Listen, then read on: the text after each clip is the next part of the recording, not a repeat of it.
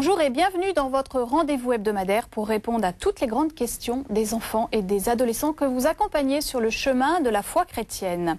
Aujourd'hui, Clémence a 10 ans et dans le premier reportage que vous allez voir tout à l'heure, elle demande « Est-ce que aimer les autres, c'est un test pour aller au paradis ou en enfer ?» Avec mes invités, nous allons tenter de l'éclairer et de dégager quelques clés pour éduquer les enfants à un juste amour des autres. Mes invités, les voici. Bonjour Père Henri. Bonjour Véronique. Comment allez-vous? Fort bien. Je suis ravie de vous retrouver. Vous êtes bibliste, voilà. Et je suis ravie d'accueillir aujourd'hui Geneviève de Tène. Bonjour. Bonjour Geneviève, vous êtes psychanalyste pour enfants et adultes. Oui. Et vous êtes également enseignante à l'Institut catholique de Paris. Qu'est-ce que vous faites exactement à l'Institut catholique? J'enseigne à l'ISPC, qui est l'Institut supérieur de pastoral catéchétique, tous les liens entre la psychanalyse et les questions entre la psychanalyse et la foi. Merveilleux. Vaste sujet. Oui, vaste sujet. Geneviève, est-il normal de ne pas éprouver de la sympathie pour tout le monde? Ah, on aimerait bien avoir de la sympathie pour tout le monde, mais en fait, ça ne nous est pas naturel du tout. Alors, c'est une grande question parce que, instinctivement, nous sommes plutôt portés pour des rapports de force que pour des rapports d'amour. Et en même temps, on peut se dire que c'est tout à fait passionnant parce que ça veut dire que aimer, c'est une réponse, on va le voir tout à l'heure, et c'est aussi un apprentissage. Donc finalement, c'est peut-être très intéressant qu'on ait à répondre non au fait de ne pas aimer spontanément tout le monde. Et c'est l'objet de notre émission. Alors avant de démarrer ce débat, on va écouter des enfants de 9 et 10 ans qui nous disent ce que veut dire pour eux aimer les autres. On les écoute. Pour vous, c'est quoi aimer les autres? C'est partager des moments joyeux avec les autres. Jouer avec les autres, les pardonner, les réconforter. Le mot aimer, c'est un beau mot. Aimer les autres, c'est pas aussi que jouer tout le temps, on peut aussi partager, l'aider à passer des moments très difficiles. Quand il a besoin d'aide, on l'aide. Et aussi, quand il veut être seul, on peut le laisser seul. C'est obligé d'aimer les autres, mais c'est assez difficile. Parce que des fois, on se bagarre, on n'a plus trop envie de les aimer, on fait aucun effort. Nous ne sommes pas obligés d'aimer tout le monde, parce qu'il y en a qu'on n'aime pas, mais on peut quand même les aimer, mais c'est pas obligé. On n'est pas obligé de les aimer, mais il ne faut pas non plus les insulter, il faut les respecter. Quand on n'aime pas, on se sent moins bien dans son cœur que quand on aime. Avant d'aimer les autres, il faut déjà s'aimer soi-même. Et après, on saura comment il faut aimer parce que si on s'aime pas, on pourrait jamais aimer les autres. C'est qui mon prochain? C'est l'ami, ceux qui sont proches de nous. Le prochain, ça peut être n'importe qui. C'est la première personne qu'on croise. Ça peut nous faire découvrir des choses, nos ennemis. Donc il faut les aimer aussi. Si on nous demande d'aimer, la seule petite chose qui nous manque, c'est aimer les ennemis et on a accompli toute la mission. Qu'est-ce que ça signifie, aimer à la manière de Jésus? C'est aider les autres, guérir les malades. Mais c'est pareil pour Jésus que pour nous. C'est difficile pour Jésus et pour nous. C'est difficile parce que Jésus aimait beaucoup les personnes, les pécheurs qui ont fait du mal et c'est plus difficile d'aimer à la manière de Jésus parce que nous, on n'est pas forcément comme ça. Pourquoi on dit qu'aimer les autres, c'est aimer Dieu? Aimer les autres, c'est comme aimer Dieu parce que aimer, c'est grandir dans la foi et aller vers Jésus. On aime Dieu comme si on aimait les autres parce que Dieu est dans le cœur de chacun. Ma question, c'est est-ce que aimer les autres, c'est un test pour aller au paradis ou en enfer? Merci à Philippe Mouret pour ce reportage savoureux.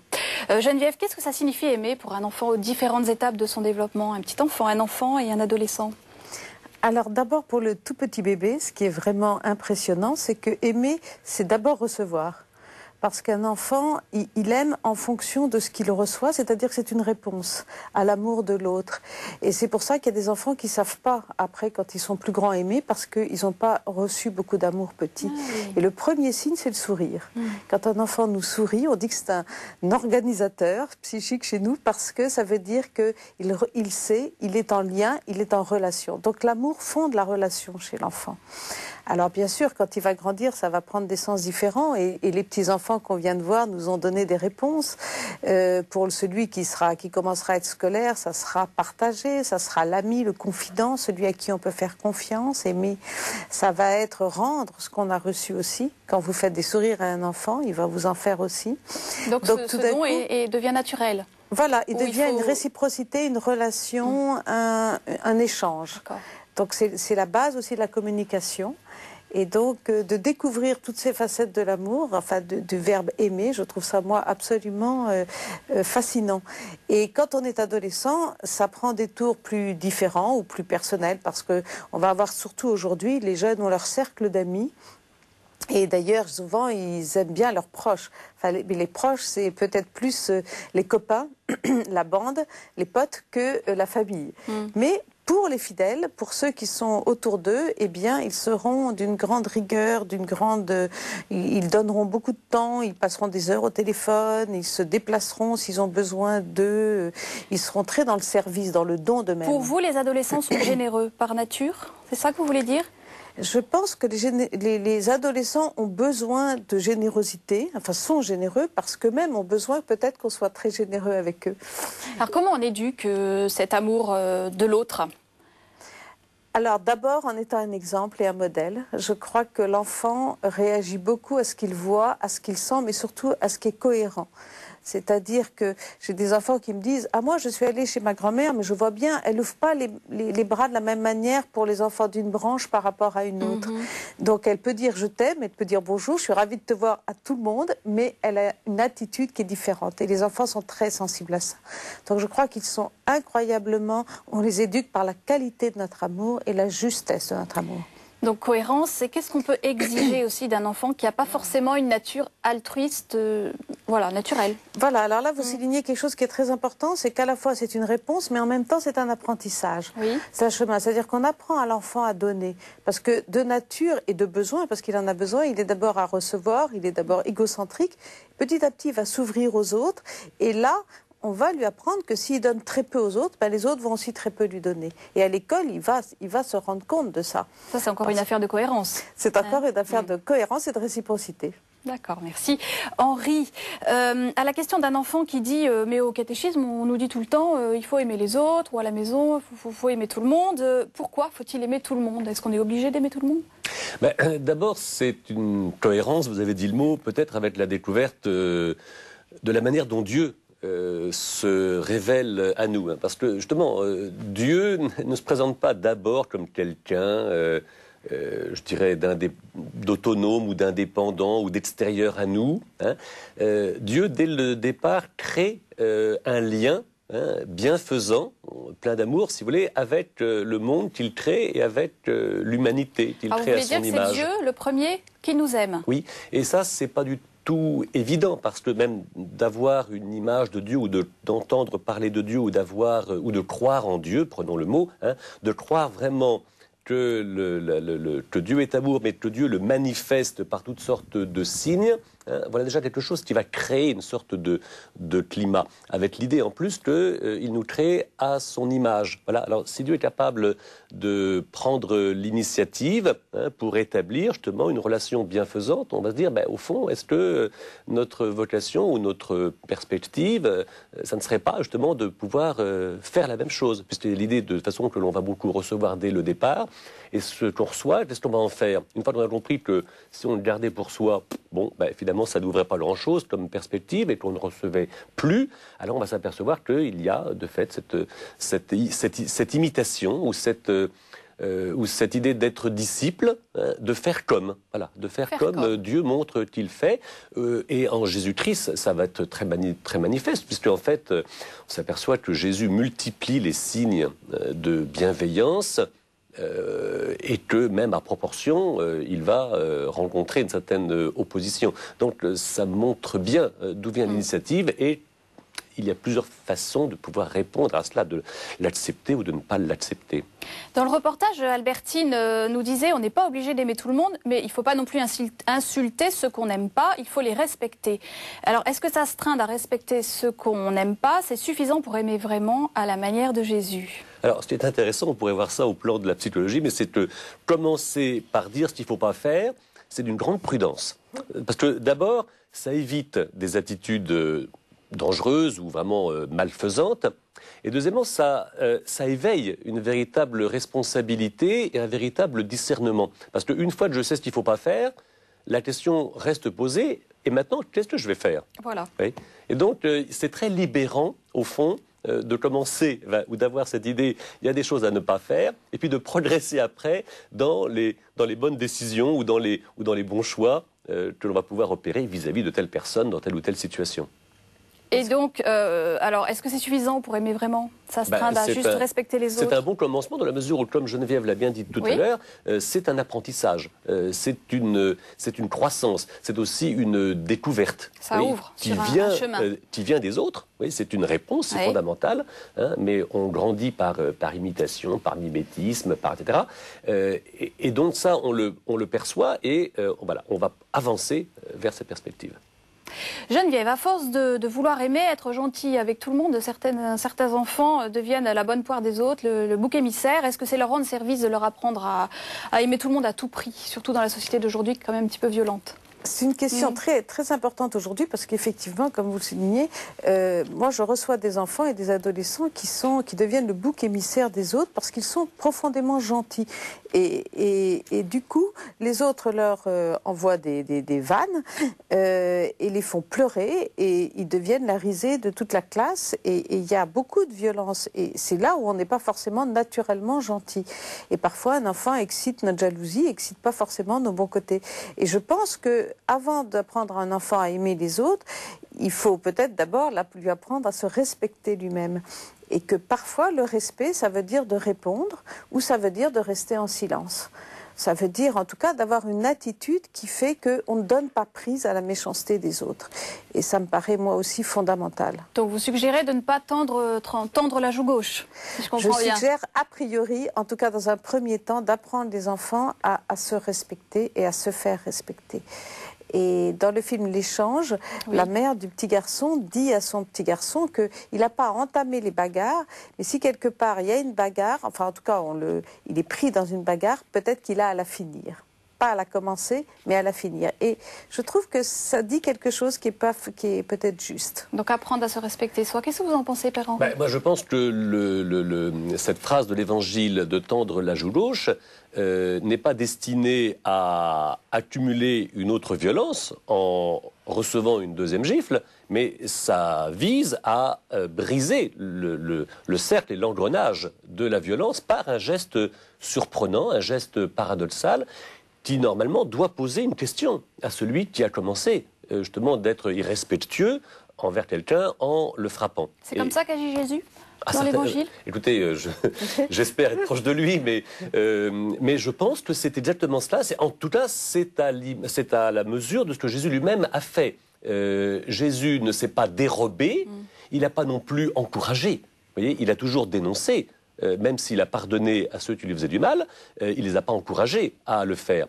Avec Judas, il a donné tous les signes, au contraire, de compréhension. Dans la perspective, la sienne, c'était justement, on va dire, en entrant dans le dessein de son Père par la résurrection qui allait apporter quelque chose de lumineux et de nouveau dans la perspective de briser le cercle de la violence en apportant une nouvelle force, une nouvelle lumière, une nouvelle compréhension. Je crois que si on prend ce commandement de tendre la joue gauche dans la perspective de la vie du Christ, c'est dans la perspective d'une réconciliation profonde et d'un respect partagé. Vous voyez ? Ça, c'est le but de la manœuvre. Alors justement, nous allons maintenant regarder un reportage sur ce que propose l'Évangile pour parvenir à la perfection de l'amour. Regardez.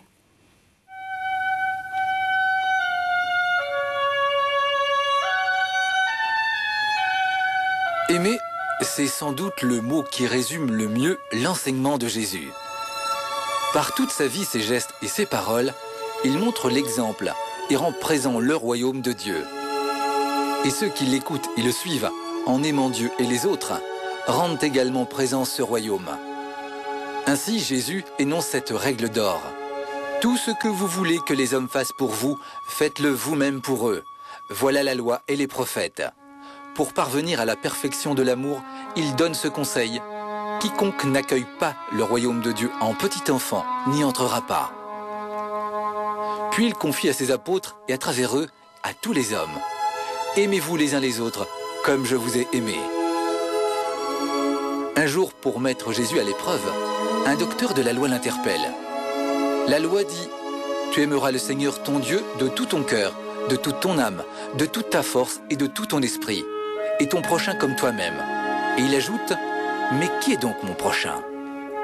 Alors Jésus raconte cette parabole. Un homme descendait la route de Jérusalem à Jéricho. Des bandits l'attaquent, le dépouillent et l'abandonnent à demi-mort.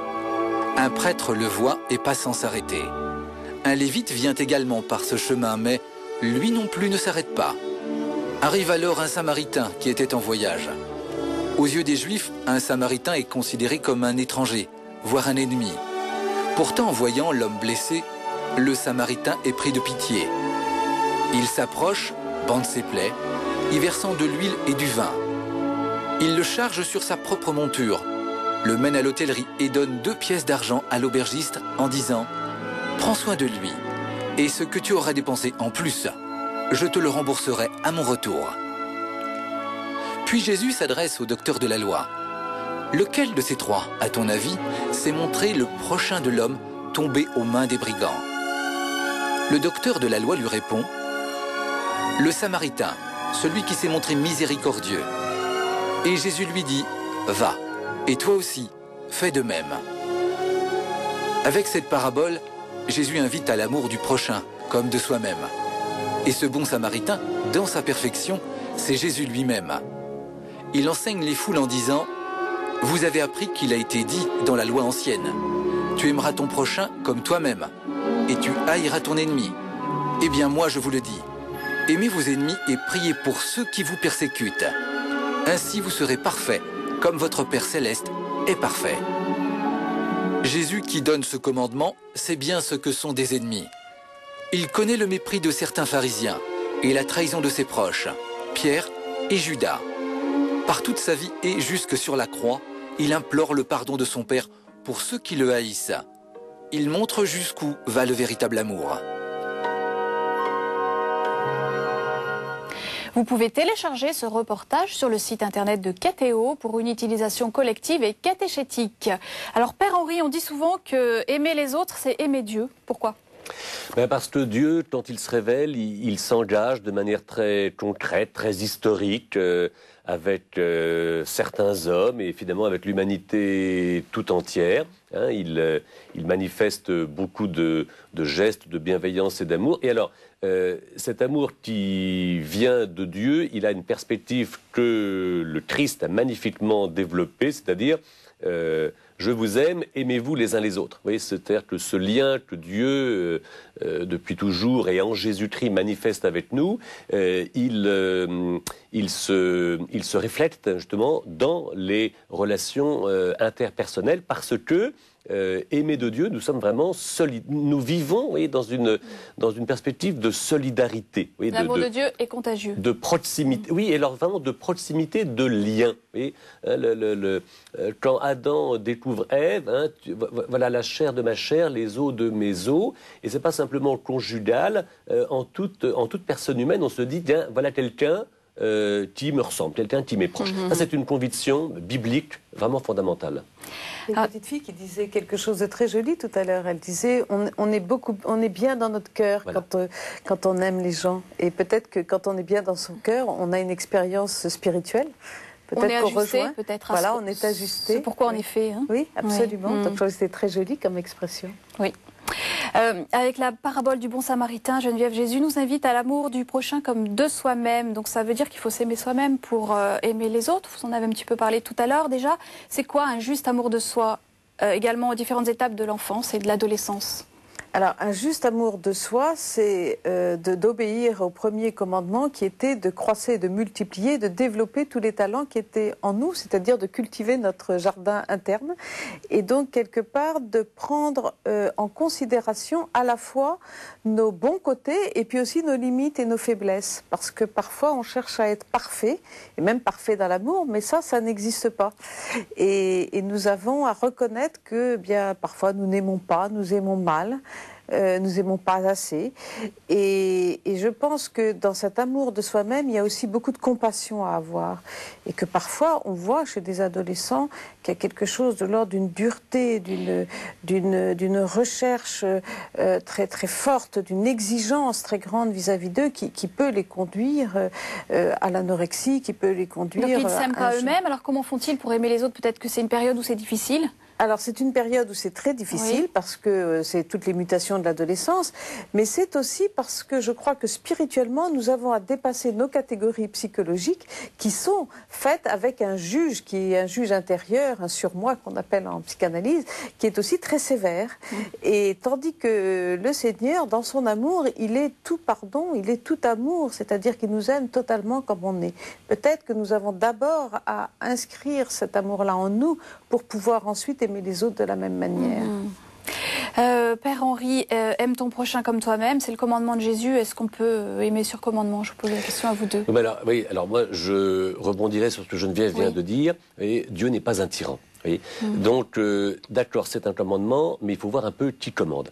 Et Dieu, avant de commander quoi que ce soit, donne des signes de crédibilité et même de proximité. Et donc, ce n'est pas un commandement à prendre au sens extérieur, une espèce de loi un peu arbitraire. Non, il y a toujours, et Dieu les multiplie, alors que pourtant il pourrait revendiquer une certaine autorité, Dieu multiplie toujours les raisons de croire et de comprendre.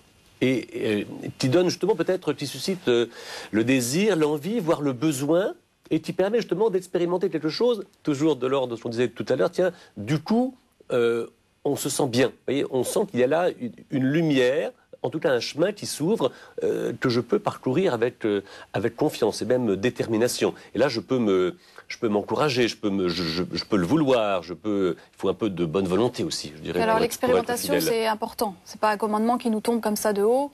C'est une initiation, c'est-à-dire que c'est pas possible comme ça d'un coup, en une fois, aimer l'autre et s'aimer soi-même. C'est tout un chemin de vie, tout un chemin de transformation, tout un chemin d'humilité, tout un chemin d'ouverture. C'est une ascèse en fait, hein, quelque part, je crois, en tout cas pour moi.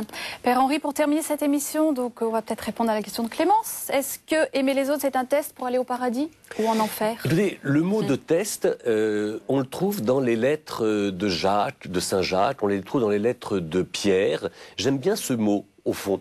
Et un test, on voit bien que c'est quelque chose, je dirais que l'on s'approprie. On aime bien, quand on est enfant, hein, on aime bien les tests, on aime bien savoir justement si on sait. Et là, il y a des repères très concrets, en même temps très variés, tout à fait à la portée des uns et des autres pour se dire, tiens, est-ce que je me retrouve vraiment là? Et où suis-je vraiment moi-même? Dans quelle attitude est-ce que vraiment j'arrive à m'identifier de manière heureuse et paisible? Vous voyez? Alors là, je crois que c'est un mot très intéressant. Merci à tous les deux. C'est la fin de notre émission. Merci Geneviève. Nous vous retrouvons la semaine prochaine. Merci Père Henri. Merci à vous pour votre fidélité. N'hésitez pas à nous écrire à l'adresse qui s'affiche sur votre écran, ainsi qu'à l'adresse email suivante, 1000questions@ktotv.com. Nous enrichirons cette émission de vos témoignages, de vos réactions, de vos questions. Je vous donne rendez-vous la semaine prochaine avec cette question: pourquoi l'Avent, ça dure longtemps? Bonne semaine à tous.